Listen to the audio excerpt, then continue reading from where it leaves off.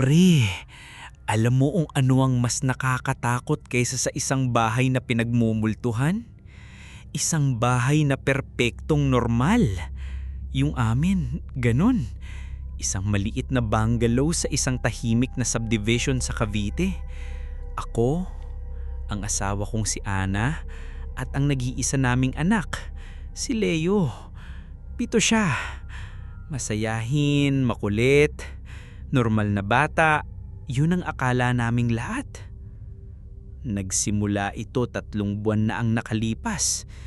Gabi, nagtatrabaho ako sa laptop ko sa sala. Freelance writer ako kaya madalas puyat. Narinig kong si Leo mula sa kwarto niya. Nagsasalita. Akala ko gising kaya sinilip ko. Pero tulog na tulog siya. Nakapikit ng mahigpit pero ang bibig niya'y bumubuka. Bumibigkas ng mga salitang kakaiba. Hindi ito Filipino. Hindi Ingles. Hindi rin basta-bastang utal o nungo ng isang batang natutulog. May ritmo. May tono. May mga matitigas at malalambot na tunog na parang isang totoong lengguwahe. Nung una, natuwa pa ako. Kinuha ko ang cellphone ko at ni-record ko. Sabi ko sa sarili ko, baka may hidden talent ang anak ko. Baka sa mga pinapanood niyang cartoons, may napulot siyang kung anong salita. Ipaparinig ko kay Ana pagkagising niya. Kinabukasan, pinakinggan naming pareho. Ano yan? Tanong niya, nakakunot ang noo. Gibberish lang siguro. Sabi ko, pakinggan mo maigi. May pattern. Parang wika talaga. Nagkibit balikat lang siya. Mga bata kung ano-ano ang naiisip. Pero gabi-gabi, nauulit. Minsan parang nagagalit. Minsan parang nakikiusap.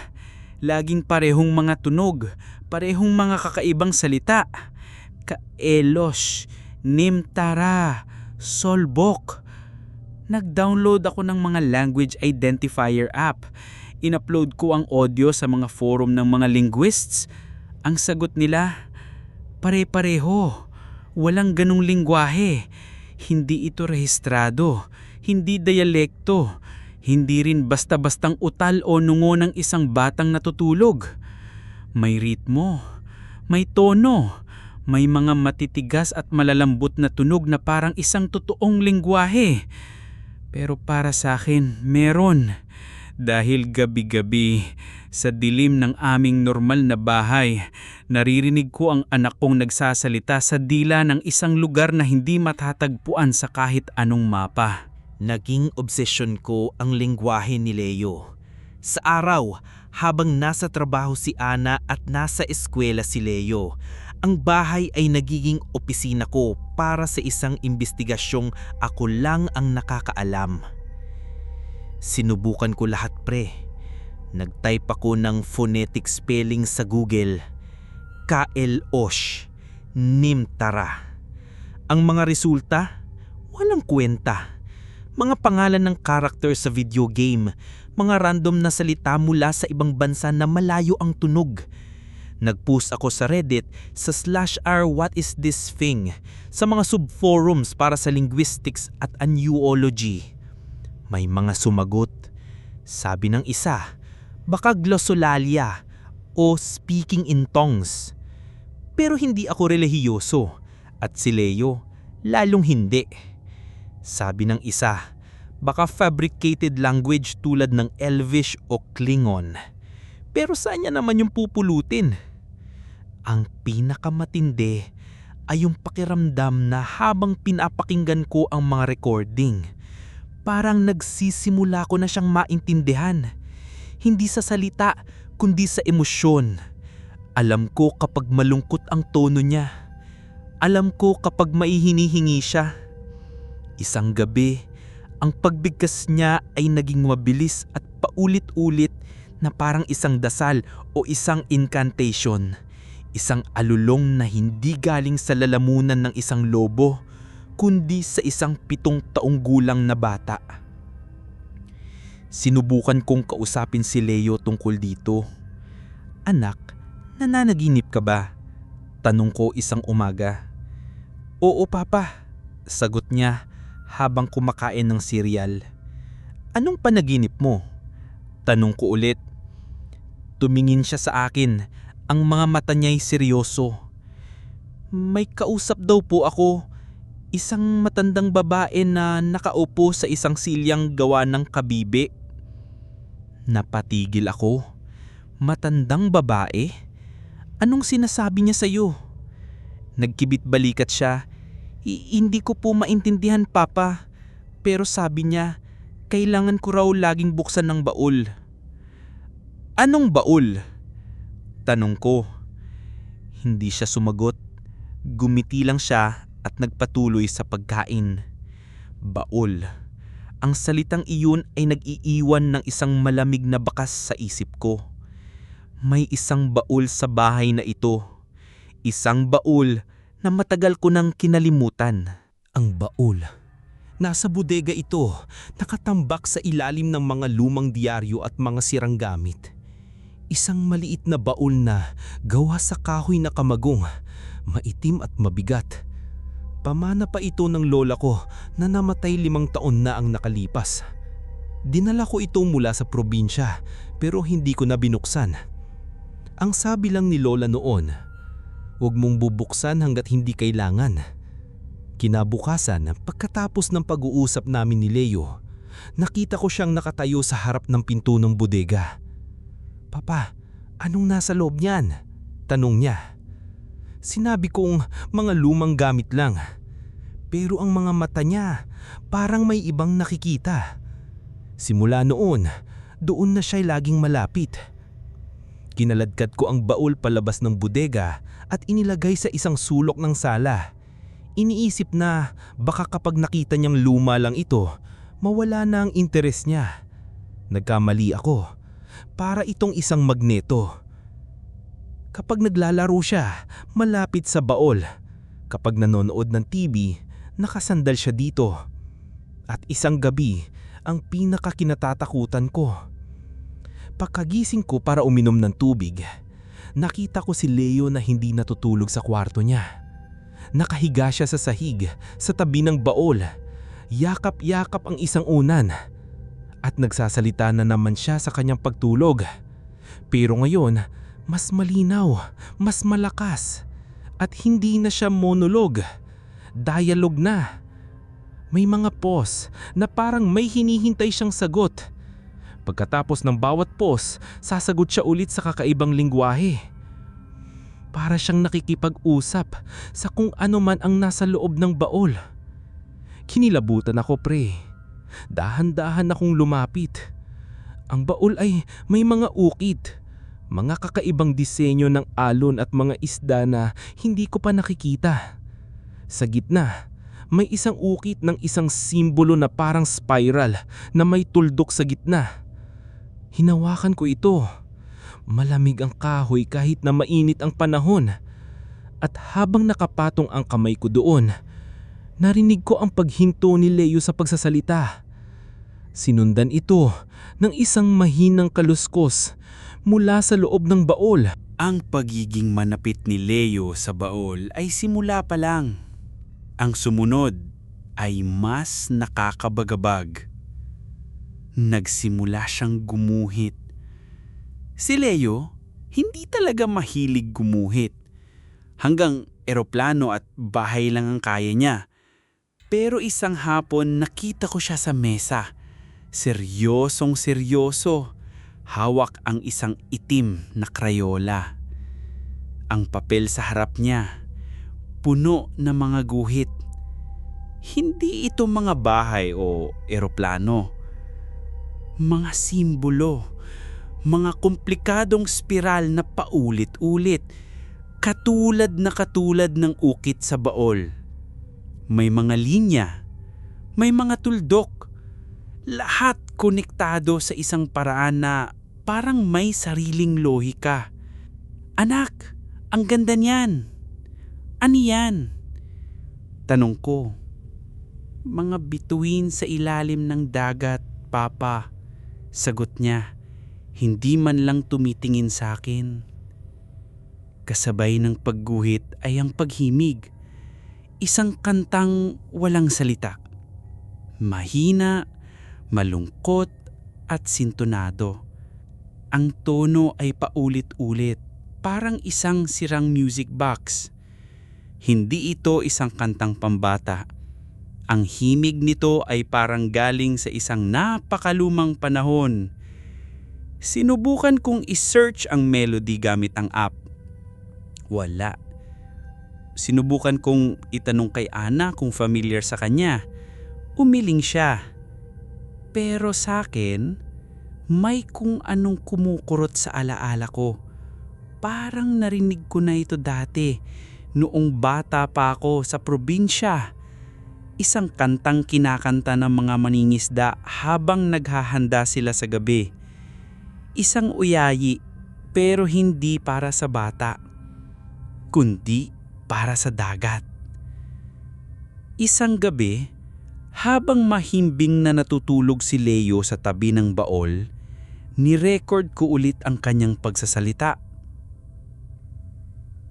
At sa pagkakataong ito, habang nagsasalita siya sa kakaibang wika, sinabayan niya ito ng paghimig ng malungkot na kantang iyon.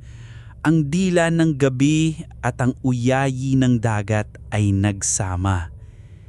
Kinaumagahan, nakita ko ang mga guhit niya. Nakalatak sa sahig sa paligid ng baol. At sa gitna ng lahat ng mga spiral, may isang bagong guhit. Isang babaeng may mahabang buhok na gawa ng alon at ang mga mata niya ay dalawang itim na spiral. Kamukhang-kamukha ito ng iginuhit niya sa papel. Pero ang isang ito, iginuhit niya gamit ang sarili niyang daliri sa alikabok na naipon sa takip ng baol. Desperado na ako, pre. Kailangan ko ng pruweba. Kailangan kong patunayan kahit sa sarili ko lang na hindi ako nababaliw. Bumili ako ng isang disenteng digital recorder na may high sensitivity microphone. Hindi na yung laruan tulad ng cellphone ko. Isang gabi, itinago ko ito sa ilalim ng sofa, malapit sa baul kung saan natutulog si Leo. Hinayaan ko itong mag-record buong gabi. Kinaumagahan, nanginginig kong kinuha ito. Isinaksak ko ang headphone sa tenga ko at pinakinggan. Sa una, wala. Ang normal na tunog ng gabi, ang ugong ng electric fan, ang pagtahol ng aso sa malayo. Pagkatapos, nagsimula si Leo, ang dilang ng gabi. Mas malinaw ngayon, ang bawat pantig, ang bawat paghinto. Malinaw na isang dialogue, may kausap siya. Itinaas ko ang volume, pinakinggan ang mga sandali ng kanyang pananahimik, ang mga pause, at doon ko narinig. Sa likod ng white noise, sa likod ng ugong ng bentilador, may isang tunog. Isang bulong, mahina na parang hangin, pero nandoon. Isang boses na matanda at babae na bumibikas ng parehong kakaibang wika. Sumasagot ito kay Leo sa kanyang pagtulog. Nimtara? Tanong ni Leo sa kanyang pagtulog. Solve. Kay Elv Osh. Sagot ng bulong mula sa static. Paulit-ulit kong pinakinggan. Ginamitan ko ng audio software para i-filter ang background noise at i-amplify ang bulong. Nandoon talaga, dalawang boses. Ang anak ko at ang isang nilalang na hindi ko nakikita na nasa loob mismo ng aming sala, nakikipag-usap sa akin gabi-gabi. Sino siya? Ang matandang babae sa panaginip ni Leo? Ang may-ari ng boses sa static? Ang nilalang na nakaupo sa isang silyang gawa sa kabibe? Ang babaeng may buhok na alon? Iisa lang ba sila?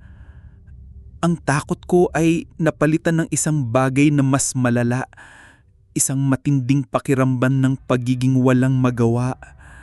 Dahil paano mo lalabanan ng isang kaaway na hindi mo nakikita, na nagsasalig ng wikang hindi mo maintindihan, at ang taming tulay niya sa mundo mo ay ang sarili mong anak. Kailangan nating dalhin si Leo sa doktor, sabi ni Ana isang umaga pagkatapos kong ipakita sa kanya ang mga guhit at iparinig ang recording na may 2 boses. Ang pag-aalinlangan sa kanyang mukha ay napalitan na ng takot.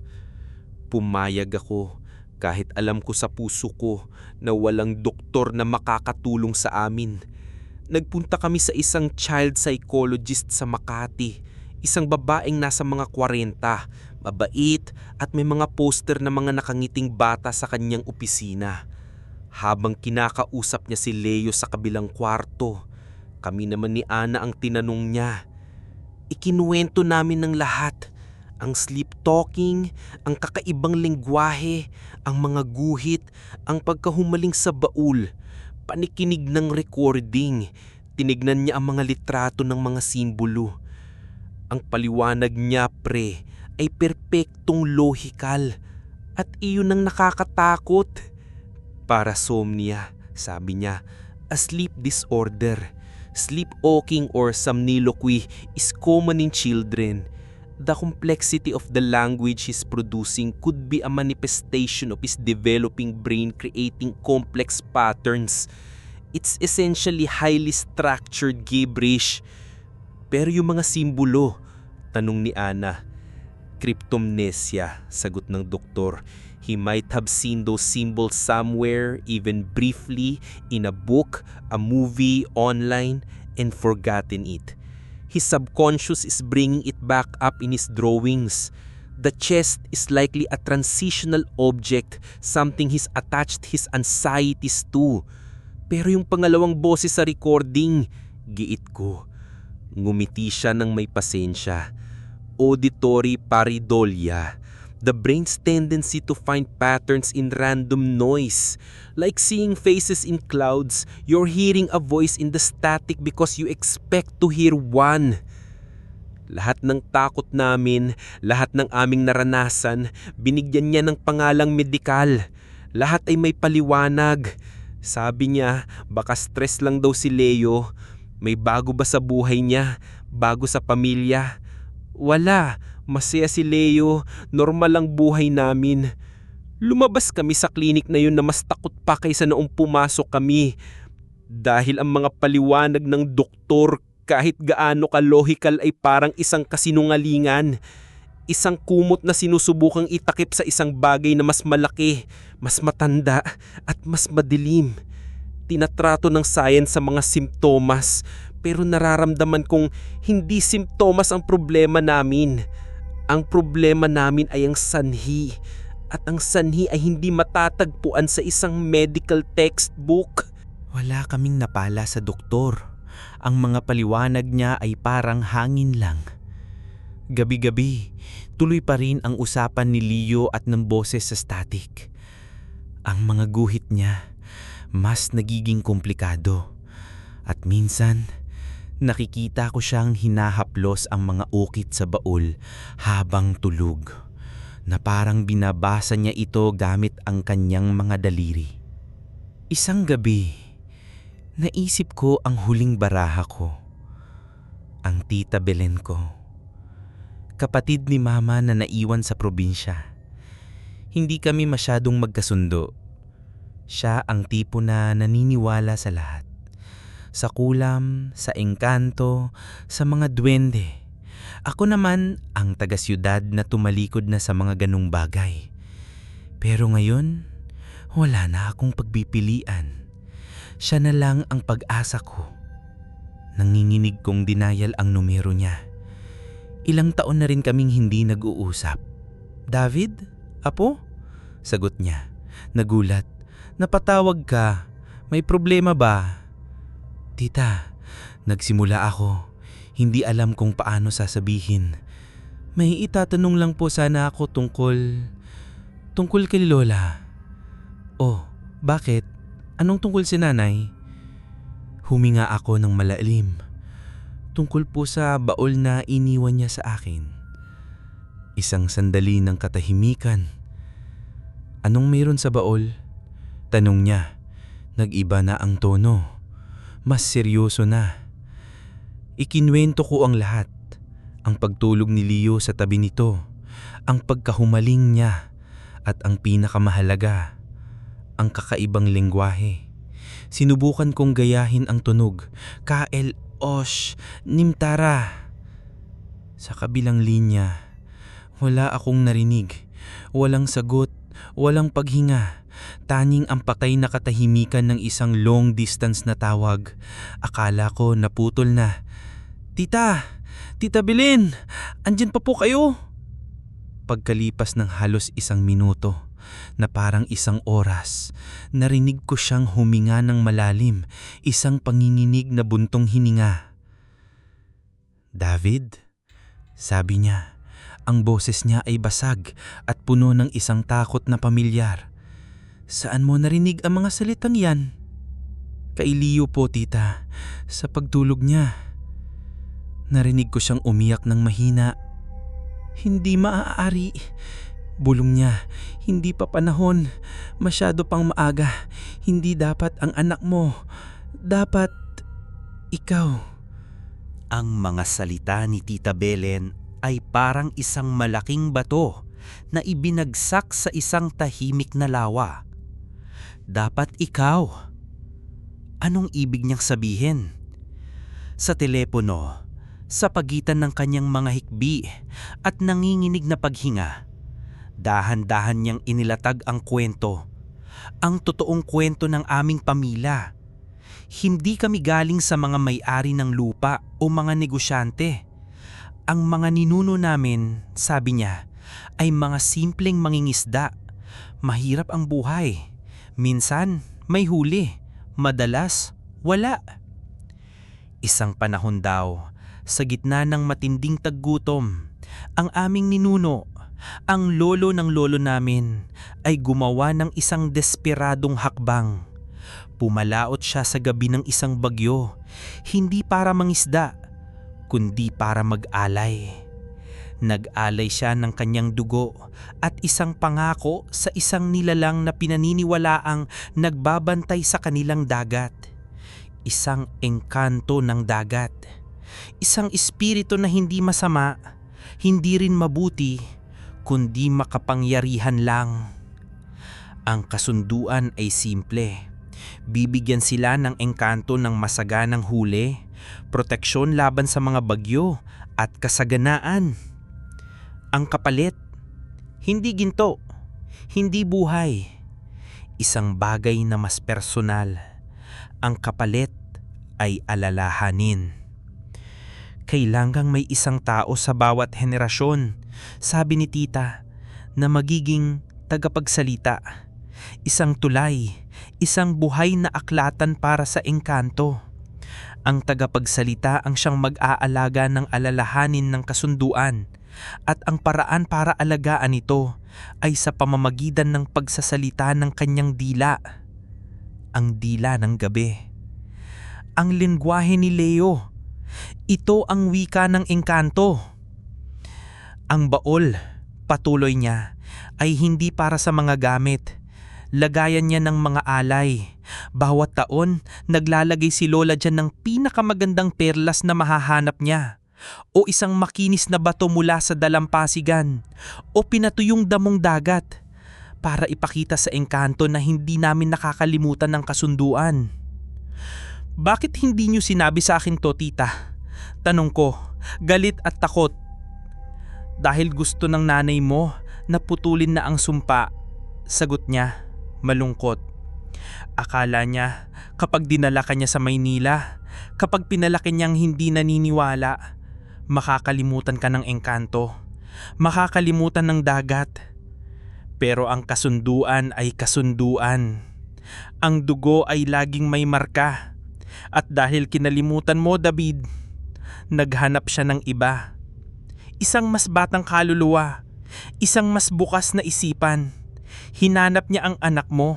Pagkatapos ng tawag, para akong binuhusan ng nagyayelong tubig dagat. Lahat ng piraso ng puzzle ay biglang nagkasya sa isa't isa.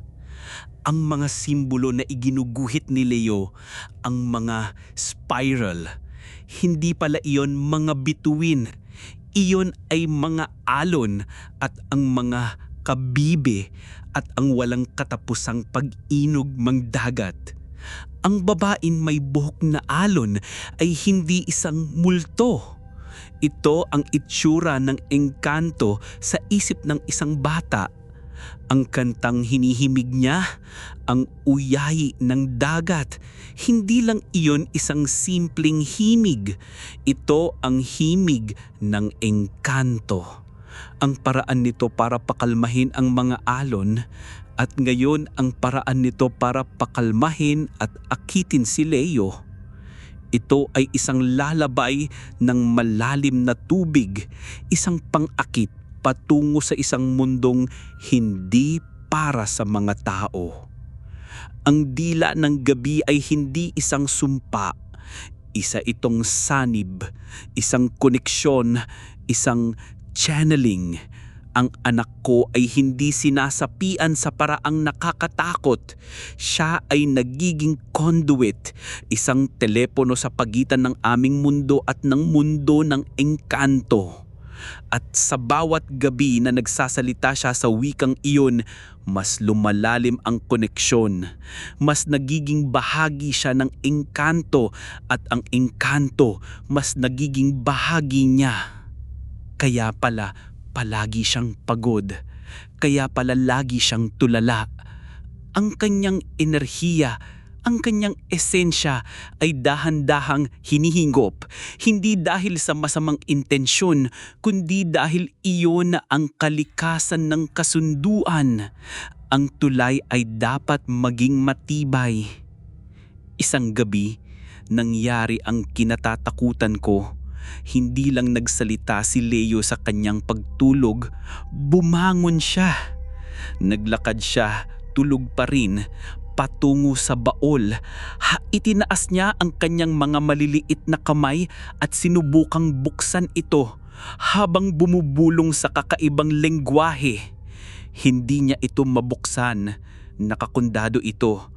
Pero ang intensyon niya ay malinaw. Tinatawag na siya. Tinatawag na siya para tuparin ang tungkulin na dapat ay sa akin. Pinigilan ko siya. Binuhat pabalik sa kama. Pero habang hawak ko siya, naramdaman ko ang lamig sa kanyang balat. Isang lamig na hindi galing sa aircon.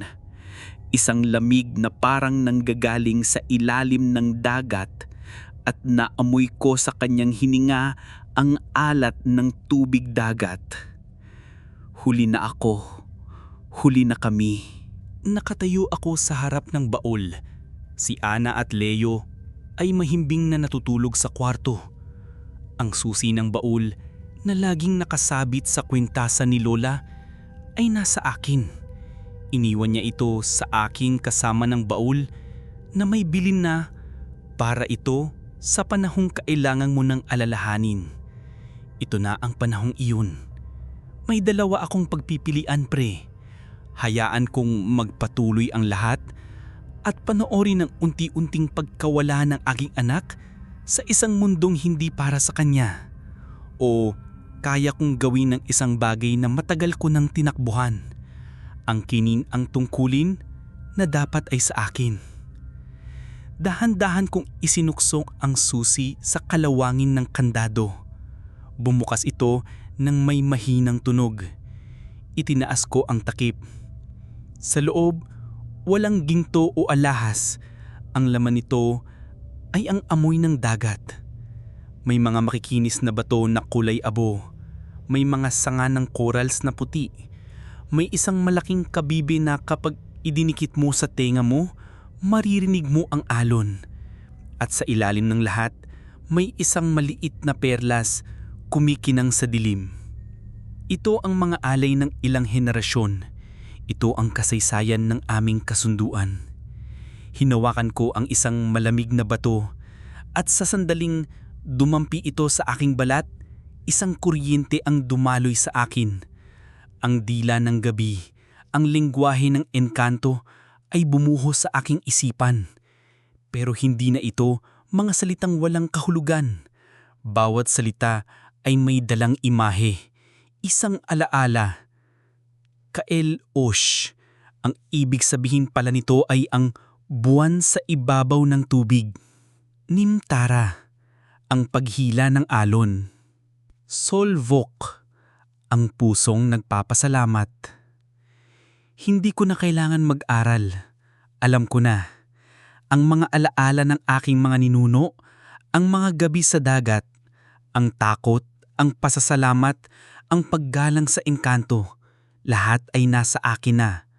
Para akong nag-download ng isang file na naglalaman ng kasaysayan ng aking dugo. Isinara ko ang baul. Nang gabing iyon, natulog si Leo ng mahimbing. Walang salita, walang himig, payapa. Pero ako ako naman ang hindi makatulog.